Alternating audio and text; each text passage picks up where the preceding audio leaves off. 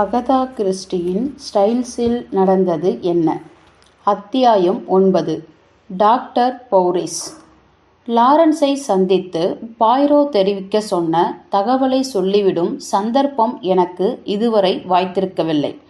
ஆனால் இந்த தருணத்தில் என் நண்பனின் மேதாவித்தனமான நடவடிக்கையை எண்ணி நான் கருவிக்கொண்டு எஸ்டேட் மரங்களிடையே தனியே உலாவிக் கொண்டிருக்கும் போது சற்று தொலைவில் லாரன்ஸையும் கண்டேன்.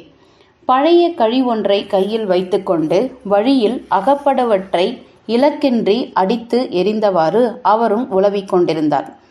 தகவலை தெரிவித்துவிட இதுதான் தகுந்த சந்தர்ப்பம் என்று எனக்கு பட்டது. அவன் சொன்ன வார்த்தைகளின் பொருளை முழுவதுமாக இன்னும் என்னால் கிரகிக்க முடியவில்லை என்பது நிஜமே. ஆனாலும் நான் தகவலை தெரிவித்ததும் லாரன்ஸ் சொல்லும் பதிலிலிருந்தும் பிறகு அதன் மீது எனக்குள் நானே செய்து கொள்ளும் குறுக்கு விசாரணையின் மூலமாகவும் அதன் கருத்தை விரைவாய் என்னால் அடைந்துவிட முடியும் என நம்பினேன். இந்த நினைப்போடு லாரன்ஸை அணுகினேன். நான் உங்களைத்தான் சந்திக்க எதிர்பார்த்துக்கிட்டு இருந்தேன். உண்மையில்லாத வார்த்தைகளை சொன்னேன். நீங்களா? ஆமாம். காரணம் என்னன்னா, உங்களுக்கு நான் ஒரு செய்தி வச்சிருக்கேன், பாய்ரோ கிட்ட இருந்து. அப்படியா? உங்களோடு தனியாக இருக்கிற சந்தர்ப்பம் ஒருவரை அவன் என்னை காத்திருக்க சொல்லியிருந்தான், சொன்னேன் நான். குரலை கணிசமாய் தாழ்த்தி சொன்னேன். அப்படியே கடைக்கண்ணால் அவரை ஆழமாக கவனிக்கவும் செய்தேன். அவரிடம் அப்பொழுது காணப்படாத சூழலை உண்டாக்கி விடுவதில் நான் சமர்த்தன். பிறகு அந்த கருப்பு கடுகடு முகபாவத்தில் எந்த ஒரு மாற்றமும் உண்டாகிவிடவில்லை. நான் அடுத்து என்ன சொல்லப் போகிறேன் என்பது குறித்து யூகம் அவருக்கு இருக்கின்றதா? இதுதான் அந்த செய்தி. நான் குரலை இன்னும் கீழே கொண்டு போனேன்.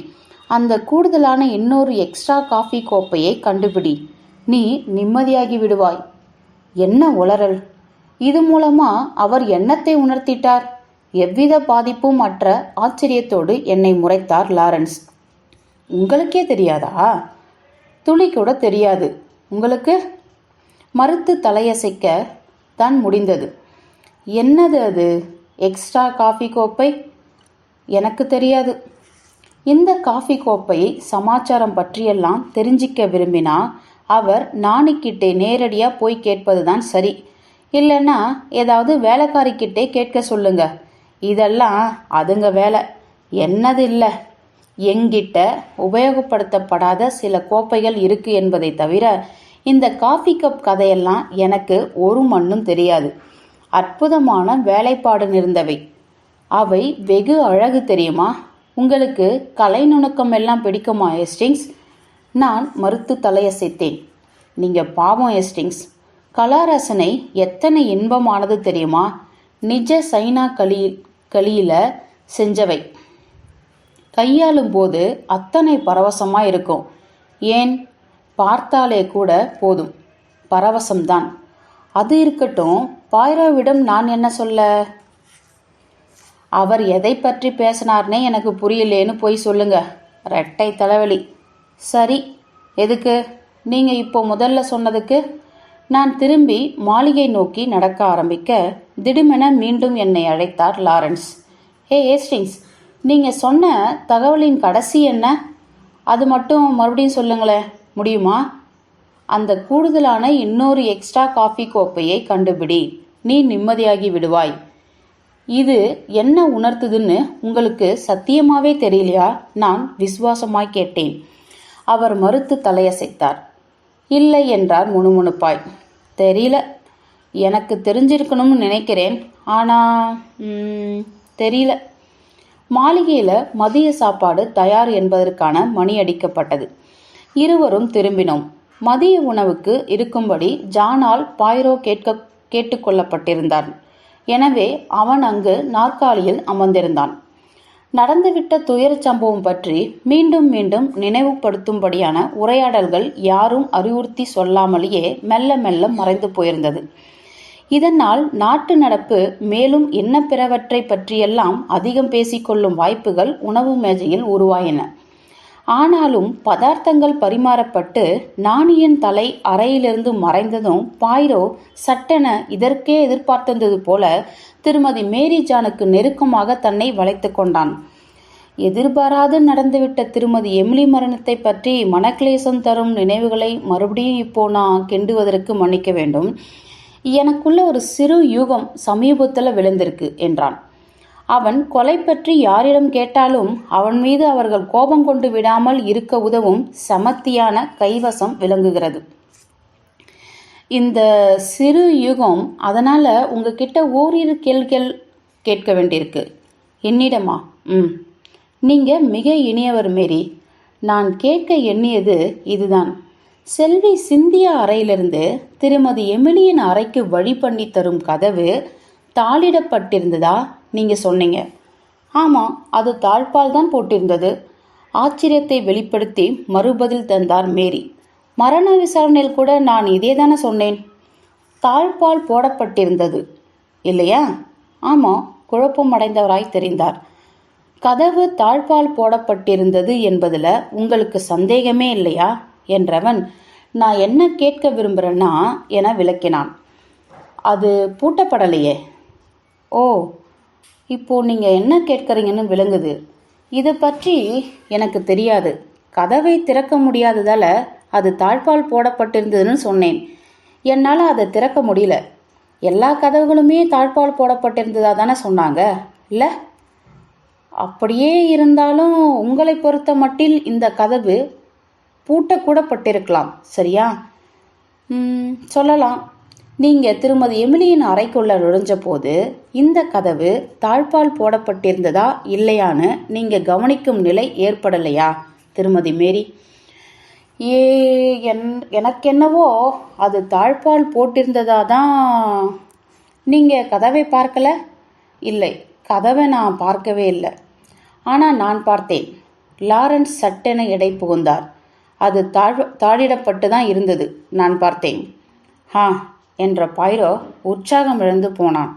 ஒரே ஒரு தடவையாவது அவன் தம்படம் அடித்து கொள்ளும் ஒரு சிறு யூகம் தவறாய் போய்விட்டதை அறிந்து நல்லா வேணும் என எனக்குள் நான் மகிழ்வதை கட்டுப்படுத்தி கொள்ளாமல் ஆனது.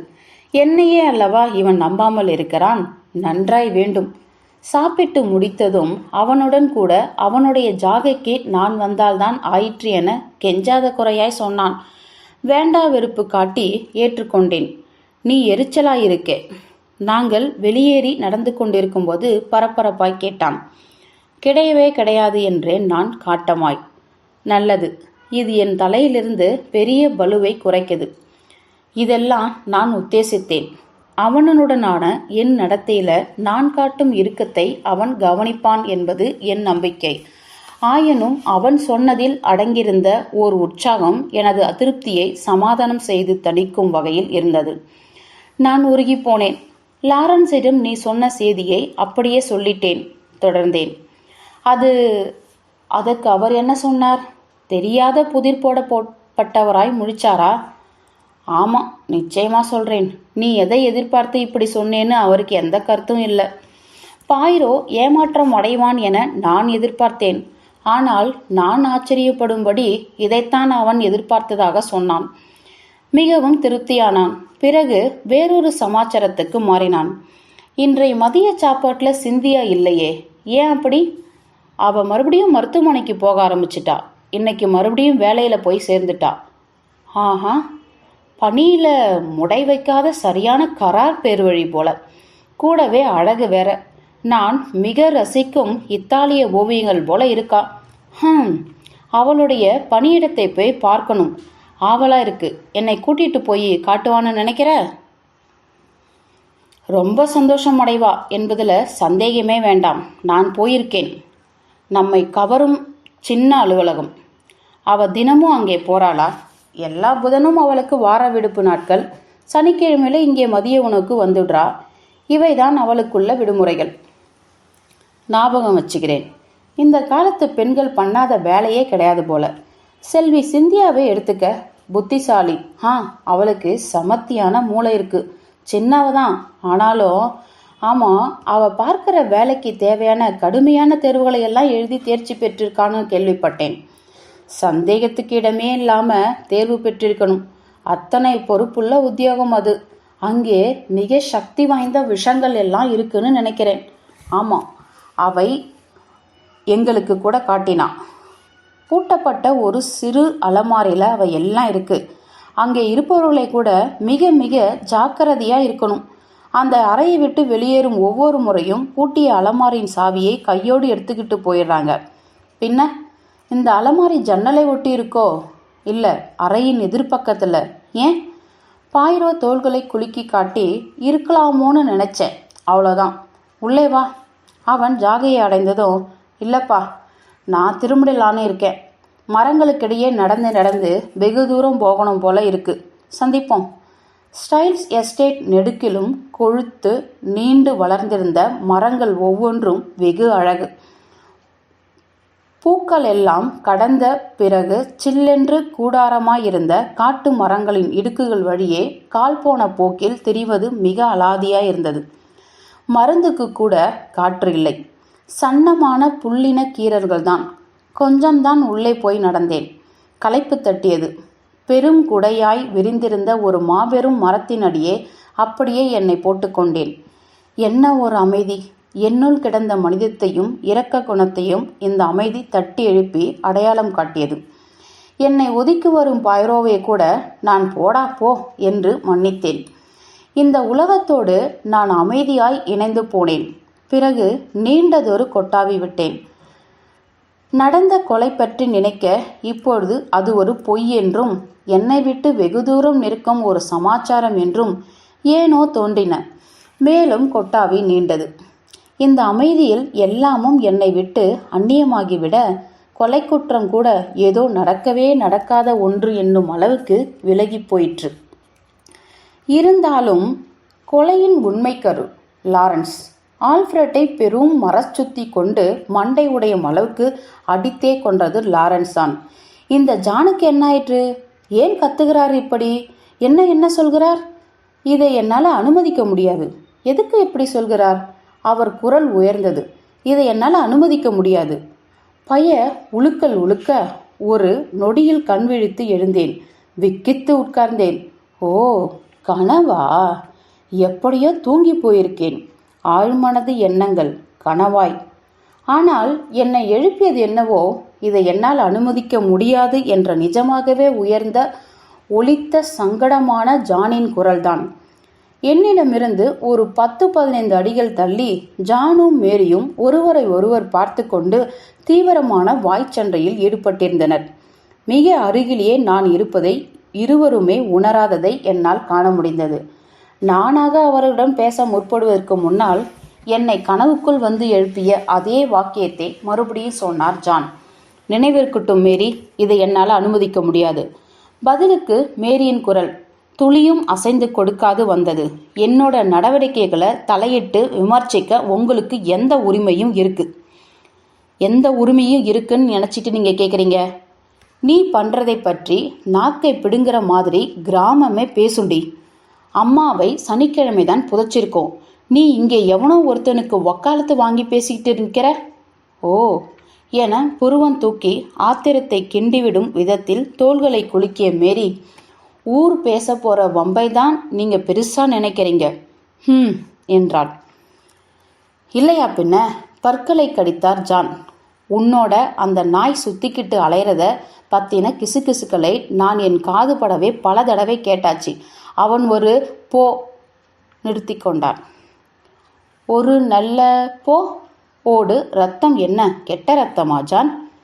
இப்படி சொல்லிவிட்டு ஜானை விடாது குத்தீட்டியாய் பார்த்து கொண்டிருந்த மேரி, அது ஒரு சுத்த இங்கிலீஷ்காரனோட புளிச்சு போன அறிவே இல்லாத முட்டாள்தனத்தை விட எவ்வளவோ மேல் என்றார். மேரியின் குரலில் நெருப்பு, கண்களில் ஐஸ் கத்தி. ஜானின் முகத்தில் பாய்ந்து பரவிய சிகப்பு கோப ரத்தம் எனக்கு ஆச்சரியமாய் படவில்லை. மேரி! என்ன? மேரியின் குரலில் ஆணவம் கொஞ்சமும் தடுமாறவில்லை.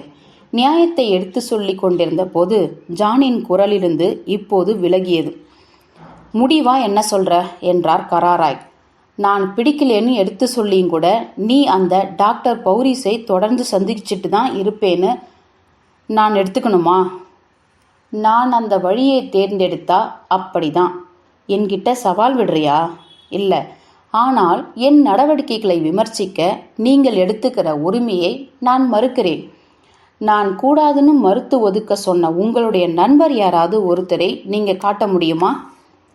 நான் ஓரொடி பின்னுக்கு தள்ளப்பட்டார். அவர் முகத்துக்கு கோபம் அலை அப்படியே கொஞ்சம் பின்வாங்கியது. என்ன சொல்ற என்று ஸ்திரமற்ற குரலில் கேட்டார். நிதானம் இழக்காமல் கேட்டதுக்கு பதிலெங்கே என்ற மேரி, இப்போ என் நண்பர்கள் யார் யார்னு தேர்ந்தெடுப்பது பற்றியெல்லாம் உத்தரவிட உங்களுக்கு எந்த உரிமையும் கிடையாதுன்னு தெரியுதா இல்லையா? அது எப்படி புரியாம போகும் என்று போடாய் போட்டார். நியாயத்தை புரிந்து கொள்ள மறுக்கிறாளே என்ற உணர்வு ஒட்டப்பட்ட முகத்தோடு நின்று கொண்டிருந்த ஜான், உரிமை இல்லையா? எனக்கு உரிமை கிடையாதா மேரி என்றார். அதே ஸ்திரமற்ற குரலில் மனைவியை நோக்கி கரங்களை ஆவேசமாய் தூக்கிய ஜான், மேரி என்று கத்தினார். அந்த நொடியில் மேரி நடுங்கியது மாதிரி இருந்தது. அடங்கி போவது போன்ற ஒரு திரை அவரது முகத்தில் விளைந்தது போல தோன்றினாலும் சட்டென கோபமாய் சற்று விலகி போனவர் ஜானின் கேள்விக்கு ஒன்றும் கிடையாது என்று தீவிரமாய் பதில் சொன்னார்.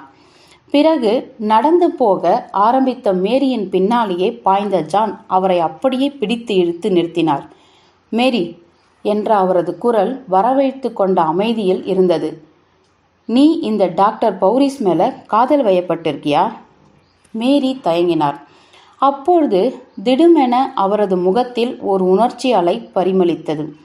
அது மிக பழமையானது, தெய்வீகமானது, இளமையானது, காதல் போல.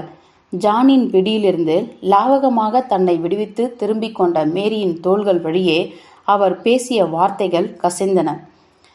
இருக்கலாம், மேரி சொன்னார்.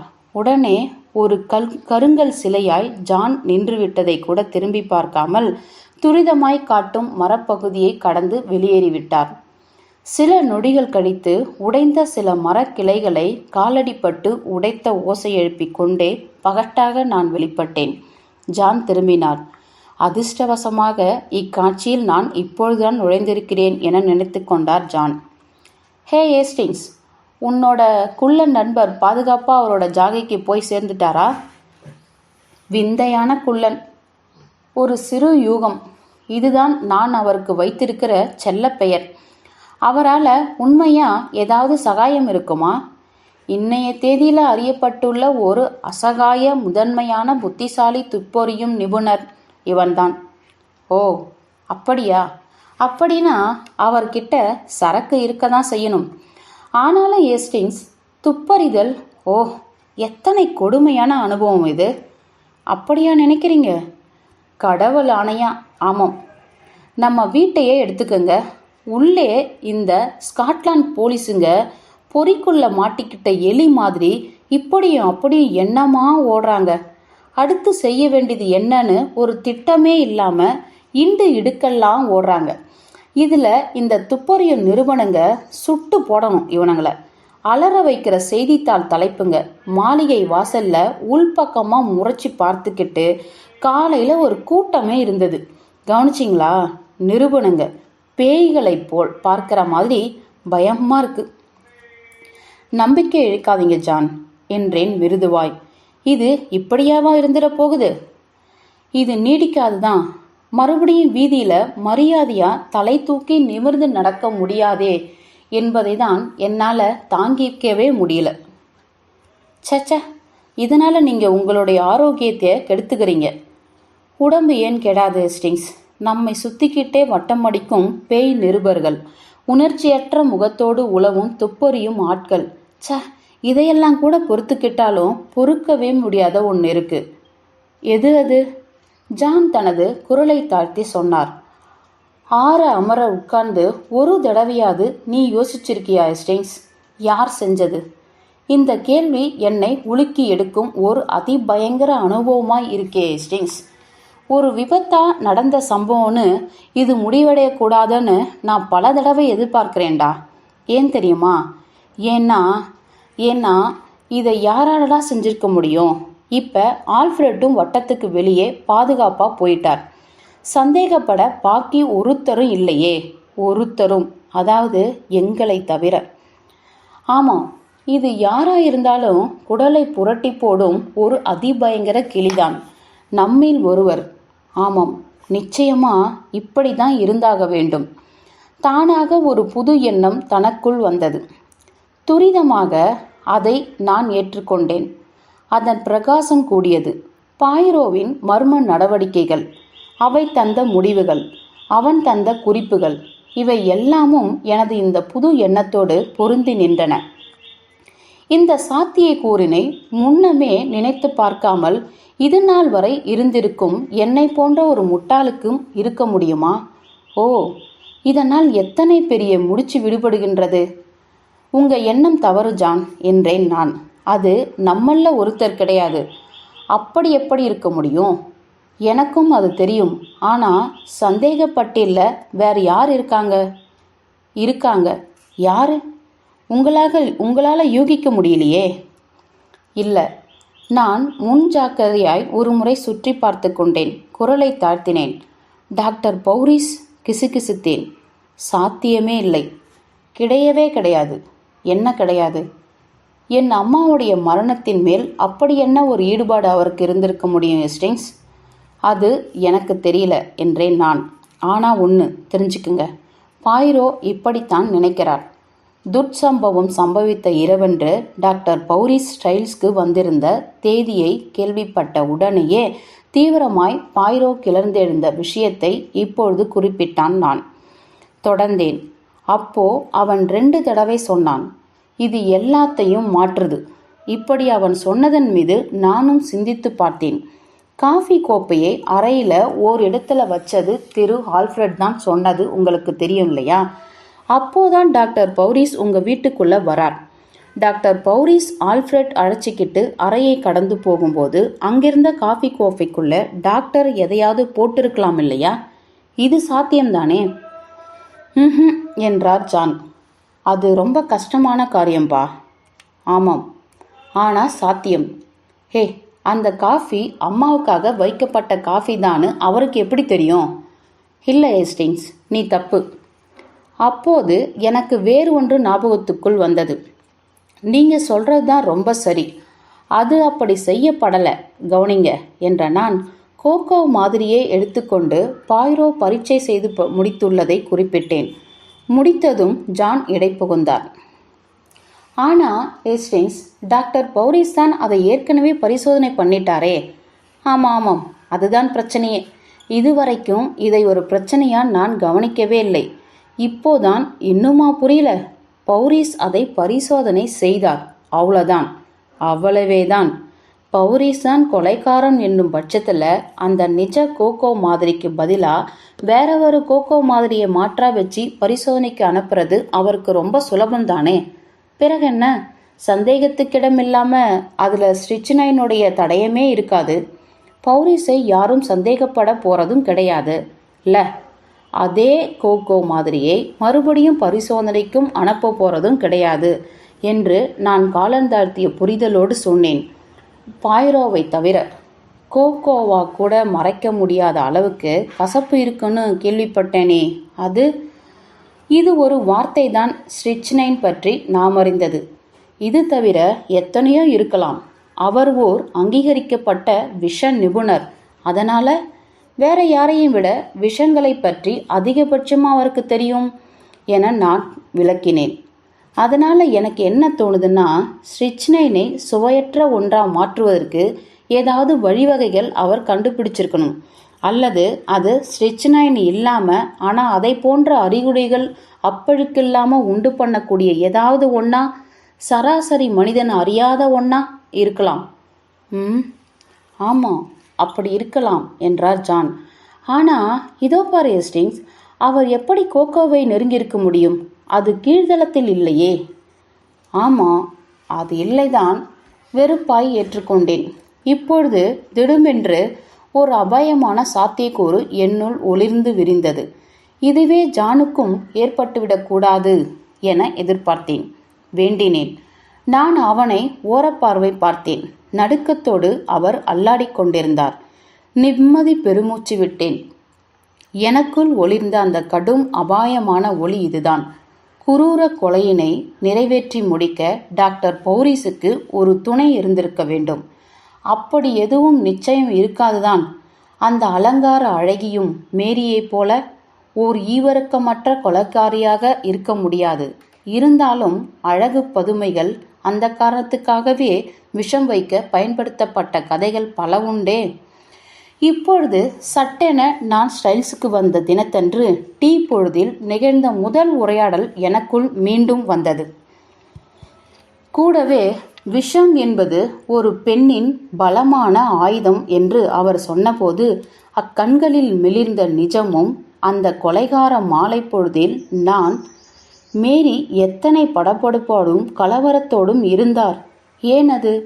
திருமதி எமிலி இந்த மேரிக்கும் டாக்டர் பௌரிஸ்க்கும் இடையே எதையாவது கவனித்து விட்டாரா?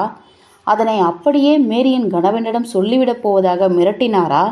அப்படி சொல்லிவிட்டால் மேரியின் பெயருக்கு உருவாகக்கூடிய களங்கத்தை தடுக்கத்தான் இந்த கொலை செய்யப்பட்டதா? இப்படி என் நினைப்பு போக துவங்கியதும் ஹேர்குல் பாய்ரோ எவ்லியின் ஹோவர்ட்டும் பொடி வைத்து பேசிக்கொண்ட உரையாடலின் வாசகங்கள் நினைவுக்கு வந்தது.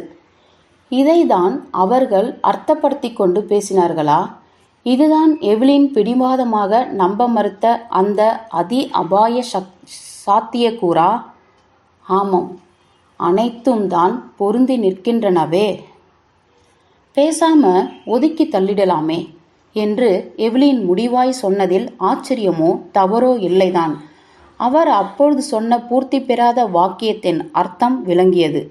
எமிலியே கூட இப்பொழுது மனமாற நான் எவ்லினோடு ஒத்து போனேன். திருமதி எமிலியே கூட இது ஒரு தவிர்க்க முடியாத குப்பை என்று விளங்கி கொண்டுதான் போயிருப்பாரோ ஒழிய விளம்பரப்படுத்தி கேவெண்டிஷ் பரம்பரையின் மீது களங்கம் வர ஒருபோதும் துணிந்திருக்க மாட்டார். இன்னொரு விஷயமும் இருக்கு என்றார் ஜான் திடுமென. நீ சொல்வது உண்மையா இருக்காதுன்னு ஒரு விஷயம் என்னை சந்தேகப்பட வைக்குது. என்னது அது என்றேன் நான். கோகோவுக்குள் விஷம் எப்படி இறக்கப்பட்டிருக்கும் என்னும் விவாதத்திலிருந்து ஜானாகவே விலகிவிட்டதற்கு நன்றி தெரிவித்து கொண்டு டாக்டர் பௌரிஸ் பிரேத பரிசோதனைக்கு மிகவும் பரிந்துரைச்சாரே, அவர் அப்படி செய்திருக்கவே வேண்டாமே. இந்த வில்கின்ஸ் இதய கோளாறினால் இறந்தாங்க என்பதிலேயே பூரண திருப்தி அடைஞ்சிருப்பார் இல்லையா? ஆமாம் என்றேன் நான் பாதி சந்தேகமாய். ஆனா நமக்கு தெரியாது. ஒருவேளை பிரேத பரிசோதனைன்னு ஒன்று செஞ்சிட்டா எத்தனை நாளானாலும் தனக்கு பாதுகாப்பா இருக்குன்னு அவர் எண்ணிருக்கலாம் இல்லையா? மரணத்துல சந்தேகம் இருக்குன்னு யாராவது பிறகு பேசலாம். இது டேஞ்சர் இல்லையா? பிறகு கல்லறையை தோண்டி எடுக்க சொல்லி ஆணைகள் வரலாம். எல்லா விஷயங்களும் அப்பொழுது தோண்டப்பட்டு வெளியே வந்து விழும். அவருக்கு இது தர்ம சங்கடமான நாட்களை உண்டு பண்ணி தரும். விஷம் இருக்கும்போது எப்படி அந்த ஆளு இதய கோளாறுன்னு மரணச்சான்றிதழ் தந்திருப்பார்னு சந்தேகம் குவியும். இத்தனை இருக்கு. ஆமாம் ஆமாம், இது சாத்தியம்தான் ஏற்றுக்கொண்டார் ஜான். இருந்தாலும் என்று தொடர்ந்தவர், இலக்கு என்னவாக இருக்கும்னு தெரிஞ்சிட்டா திருப்தியா இருக்கும் என்றான். அப்பொழுது நான் தடுமாறி சொன்னேன், இதோ பாருங்க ஜான், நான் முழுக்கவும் தவறா கூட இருக்கலாம். நல்லா நினைவிருக்கட்டும், இது அத்தனையும் தனிப்பட்ட இரகசிய உரையாடல். ஓ பின்ன சொல்லவே வேண்டாம். பேசிக்கொண்டே நடந்து வாசலில் பரவி கிடந்த தோட்டத்துக்குள் வந்தோம். பக்கத்தில் குரல்கள் கேட்டன. நான் வந்த அன்று இருந்ததே போலவே மரத்தடியில் டீ பரிமாறிக்கொண்டு இருந்தது. சிந்தியா மருத்துவமனையிலிருந்து திரும்பியிருந்தாள். அவளுக்கு அருகிலேயே நான் நாற்காலியை இழுத்து போட்டு கொண்டேன். பாய்ரோ அவள் இருக்கும் மருத்துவமனையை மருந்து கடையும் வந்து பார்க்க பிரியப்பட்டதை சொன்னேன். அதற்கென்ன என்று புன்னகைத்தாள். அவர் வந்து பார்ப்பதில் எனக்கு சந்தோஷம்தான். ஒரு நாள் மதிய சாப்பாட்டுக்கே அவர் அங்கே வரட்டும். நான் தான் அவரோடு பேசி அவர் வர்றதுக்கு ஒரு நாள் சொல்லணும். எனக்கு ரொம்ப பிடித்த நபர், குள்ள நபர். ஆனால் அவர் கொஞ்சம் கோமாளி. என் கூந்தலிலிருந்து கிளிப்பை எடுத்து சரியா போட்டு வற்புறுத்தினாரு. ஏன்னா அது கோணலாக இருந்தது. நான் சிரிச்சு விட்டேன். அது அவனுக்குள்ள மேனியா, வியாதி, எல்லாமும் சரியா இருக்கணும் அவனுக்கு. ஓ அப்படியா? நாங்கள் ஓரிரு நிமிடங்கள் அமைதியாய் இருந்தோம். பிறகு மேரி இருந்த திசையை ஓரக்கண்ணால் பார்த்து கொண்டே, திரு ஹேஸ்டிங்ஸ் என்றாள் சிந்தியா. டீ முடிஞ்ச பிறகு உங்க கூட நான் பேசணும். இதை அவள் மேரியாய் குனிந்து பார்த்தபடி சொன்னது என்னை சிந்திக்க வைத்தது. இவர்கள் இருவருக்கும் இடையே மிகவும் குறைச்சலான அன்பு, ஆதரவு இருப்பதாய் எனக்கு தோன்றியது. முதல் முறையாக இந்த கன்னியின் எதிர்காலம் பற்றிய வியர்ப்பு எனக்குள் விளைந்தது. திருமதி எமிலி இவளுக்கு போய் சேரும்படி எவ்விதமான ஏற்பாடுகளும் செய்யவில்லை. ஆனால் எனக்கென்னவோ ஜானும் மேரியும் இவளை வேறெங்கும் போக விடாமல் அவர்களுடன் தங்களுடைய வீட்டிலே வைத்துக் கொள்வார்கள் என்றுதான் தோன்றியது. ஜான் இவள் மீது மிக அன்பாக இருப்பது எனக்கு தெரியும். இவளது பிரிவை அவர் விரும்ப மாட்டார். வீட்டுக்கு போயிருந்த ஜான் மறுபடியும் வந்தார்.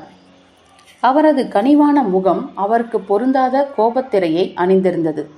தூக்கி போட்டு மிதிச்சு பிச்சு பிச்சு போடணும் என்றும் இந்த டிடெக்டிவுங்களை என்றும் அலறியவர் தொடர்ந்தார். எதை தேடிக்கிட்டு இப்படி நாயா பேயா அலையறானுங்கன்னு எனக்கு தெரியல. ஒரு மூளையை வீட்டில் விட்டு வைக்க மாட்டானுங்க. உள்ளே இருந்து வெளியே எடுத்து போடுறானுங்க, மேலே இருந்து கீழே தள்ளி விடுறானுங்க. எவன் அப்புறம் மாளிகையை சுத்தம் செய்யறது? அறிவு கெட்ட பயலுங்க. அவனுங்களை உள்ளே விட்டுட்டு நாம் எல்லோரும் வெளியே இருக்கிறத வசதியாக எடுத்துக்கிட்டானுங்கன்னு நினைக்கிறேன். வரட்டும், அந்த ஜோப்பா வெட்டுறேன் அவனை. இதுங்க மனுஷனுங்களே இல்லை ஜான், பேயே தான். இது ஹோவார்ட்டின் உருமல். ஏதாவது செய்தோம் என்று உயர் அதிகாரிகளுக்கு காட்ட அவர்கள் அடிக்கும் கூத்து என்று கருத்து லாரன்ஸ் உடையது. மேரி எதுவும் சொல்லவில்லை. டீ முடிந்ததும் சிந்தியாவை என்னுடன் ஒரு சிறு நடைக்கு வருமாறு நான் அழைத்தேன். பொடிநடையாய் இருவரும் காட்டுக்கூட்டத்துக்குள் கரைந்தோம். இலைத்திரை நோட்டமிடும் கண்களிலிருந்து எங்களை மறைத்து காப்பாற்றியதும் அப்புறம் என துவங்கினேன் நான். ஒரு பெரும் மூச்சுடன் அருகில் இருந்த மேடான ஒரு பிரதேசத்தில் சிந்தியா உட்கார்ந்து கொண்டு தனது வளமான கூந்தலை குவித்து முடித்து வைத்திருந்த தொப்பியை கழற்றினாள். சிகப்பான அவளது கூந்தலின் மேல் மர இடுக்குகளின் வழியே வழிந்து வழுந்த சூரிய கதிர்கள் பட்டபோது அது தங்கமாக தகத்தகத்தது. திரு ஹேஸ்டிங்ஸ், நீங்கள் எப்போதுமே என்கிட்ட மிக கனிவாக நடந்துகிட்டு இருக்கீங்க. தவிர உங்களுக்கு வீட்டின் பல விஷயங்கள் தெரிஞ்சிருக்கு. இப்படி என்னை பற்றி சிந்தியா சொன்னதும் அவள் இன்னும் அழகான பெண்ணாய் எனக்கு பட்டது மேரியை விட ஈர்ப்பானவள் தான். அவள் இப்படியெல்லாம் என்னை தூக்கி வச்சு சொன்னதில் இல்லை அல்லவா? அவள் தயங்குவதை உணர்ந்து ஊக்குவிக்கும் விதத்தில் சொன்னேன். உங்களுடைய அறிவுரையை கேட்க விரும்புகிறேன். நான் இப்போ என்ன செய்யணும்னா? ஆமாம், இதோ பாருங்க ஹேஸ்டிங்ஸ், எமிலி அத்தை எதிர்காலத்துக்கு பாதுகாப்பா எனக்கும் ஏதாவது விட்டு வைக்கணும் என்கிட்ட சொல்லிக்கிட்டு தான் இருந்தாங்க. ஆனால் அதை மறந்துட்டாங்கன்னு நினைக்கிறேன். இல்லை, இப்படி திடுதிப்புன்னு இறப்போம்னு அவங்க எதிர்பார்த்திருக்க மாட்டாங்க. எப்படியோ எனக்கு தம்புடி கிடையாது. இப்படிப்பட்ட ஒரு கட்டத்தில் நான் இருக்கும்போது எனக்கு மேற்கொண்டு என்ன முடிவு எடுக்கிறதுனே தெரியல. உடனடியாக இங்கேருந்து நான் வெளியேறணும்னு நீங்கள் கருதுறீங்களா? கடவுளே,